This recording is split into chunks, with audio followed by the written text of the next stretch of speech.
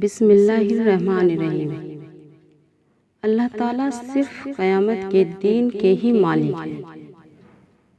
اللہ تعالیٰ کی ملکیت، مالکی، اللہ تعالیٰ کا صفاتی نام جس کے معنی کائنات کے انتظام کا مالک، موت و زندگی کا مالک، دنیا اور اس کے ہر چیز پر اس کی ملکیت ہے۔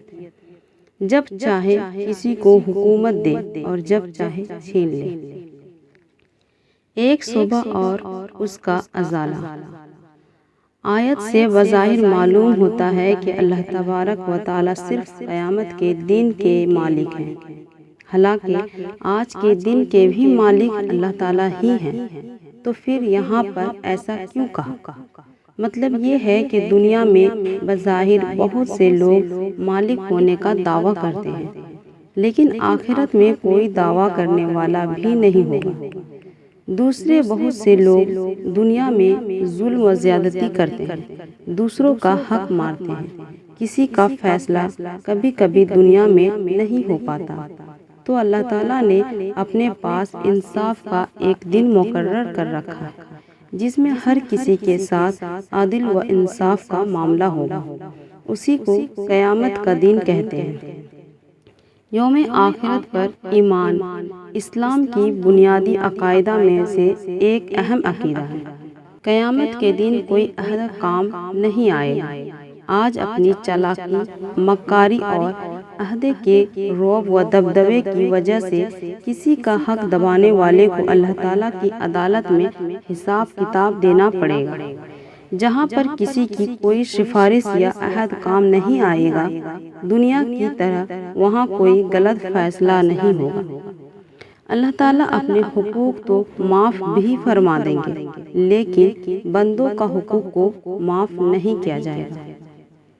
عبادت کرنے والوں کے لیے فکر کی بات ہے۔ بہت سے لوگ جو دنیا میں خوب عبادت کر کے گئے، لیکن بندوں کے حقوق مارے ہوئے تھے۔ کسی کی زمین پر قبضہ، کسی کی غیبت، کسی پر بہتان، کسی پر ظلم و ستم، اس طرح بہت سے لوگوں کے حق مارے ہوئے ہوں گے۔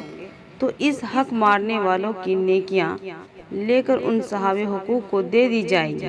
اس طرح اس کی نیکیاں ختم ہو جائے گی اور پھر اس کو دوزخ میں ڈال دیا جائے گا۔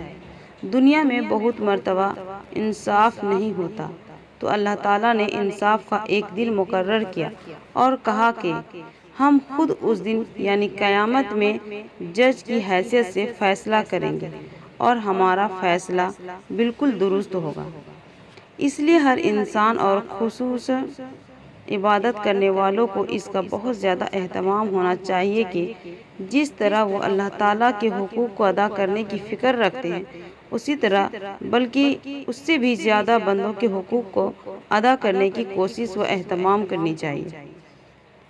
قیامت کے دن ایسے انسان کو جہنم میں پھینک دیا جائے گا جس نے عبادت تو بہت کی، لیکن کسی کو ستایا ہوگا، کسی کی زمین و مکان کو دبایا ہوگا، کسی سے پیسے لے کر نہیں دیے ہوں گے، کسی پر تہمت و الزام لگایا ہوگا، کسی کی غیبت و چغلی کھائی ہوگی